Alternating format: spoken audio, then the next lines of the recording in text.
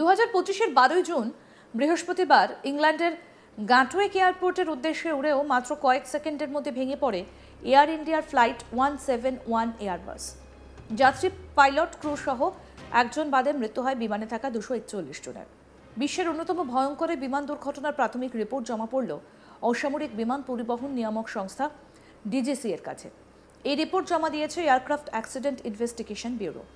দুর্ঘটনার পরে aircraft accident investigation ব্যুরোই তদন্ত করছিল। যেটা জানা যাচ্ছে, তদন্তকারী সংস্থা প্রাথমিকভাবে যা যা তথ্য পেয়েছে সেগুলো রিপোর্ট আকারে তুলে দেওয়া হয়েছে DGCA-র কাছে। যদিও এই রিপোর্টে কি রয়েছে তা অবশ্য সামনে আসেনি। তবে সূত্রের খবর, ফ্লাইট ডেটা, বিমান কর্মীদের কাজ, আবহাওয়া সংক্রান্ত তথ্য এবং বিমানের যন্ত্রের কাজকর্ম সংক্রান্ত তথ্য থাকতে পারে ওই রিপোর্টে। তবে রিপোর্ট যাই থাকুক না কেন, সেটা একেবারেই প্রাথমিক স্তরে রয়েছে বলে সূত্রের খবর। আরও যেটা জানা যাচ্ছে, তদন্ত এখনও শেষ হয়নি। দুর্ঘটনার কারণ খুঁজতে আরও তদন্ত করবে এয়ারক্রাফট অ্যাক্সিডেন্ট ইনভেস্টিগেশন ব্যুরো। ইতিমধ্যেই প্রযুক্তিগত ত্রুটির সবকটা দিকই খতিয়ে দেখা হয়েছে। উদ্ধার হওয়া ব্ল্যাক বক্সের ডেটা রেকর্ডার এবং ককপিট ভয়েস রেকর্ডারের তথ্য থেকে তেমন কোনো অস্বাভাবিকতাও পাননি তদন্তকারীরা।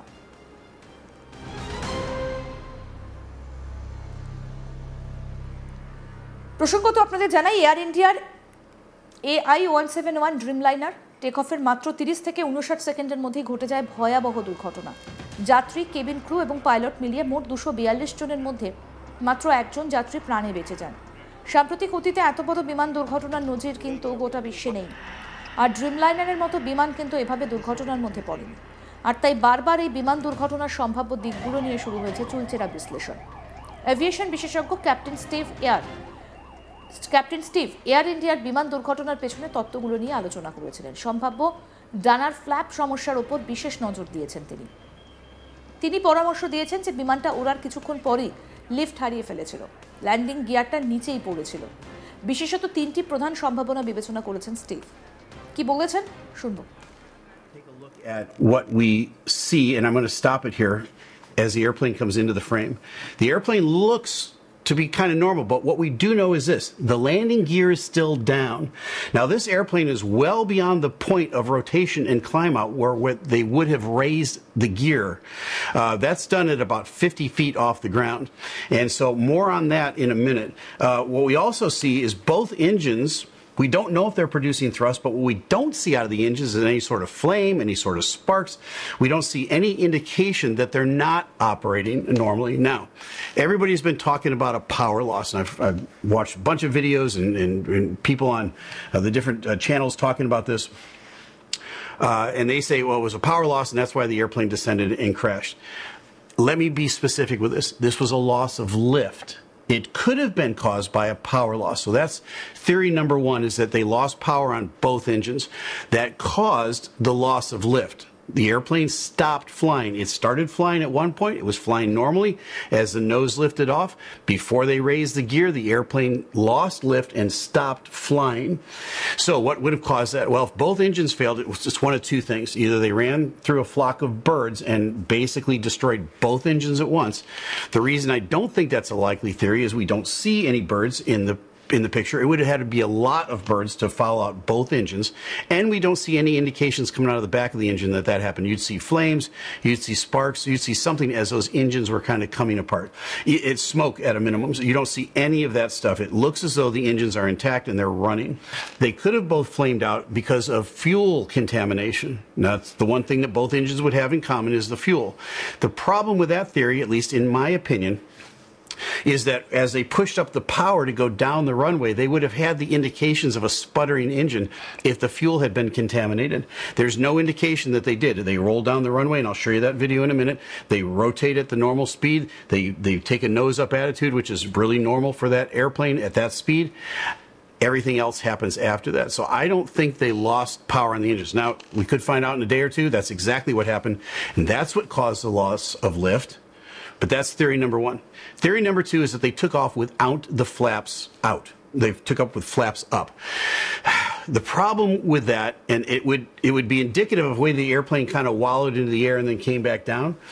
The problem with that theory is this: they would have had to get through 2 complete checklists and not put the flaps down, because 2 checklists on that airplane, and they're electronic checklists, they're integral to the airplane. It's not like a paper checklist that you hold. So the airplane literally will not let you taxi out and take off without the flaps deployed properly for that weight and that airport that you're at. All that stuff is determined ahead of time.